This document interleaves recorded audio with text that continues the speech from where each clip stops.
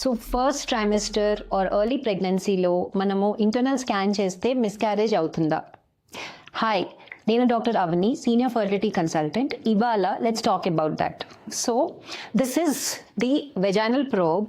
ఏదైతే మనం స్కాన్ చేస్తామో ఇది అల్ట్రాసౌండ్ ప్రోబ్.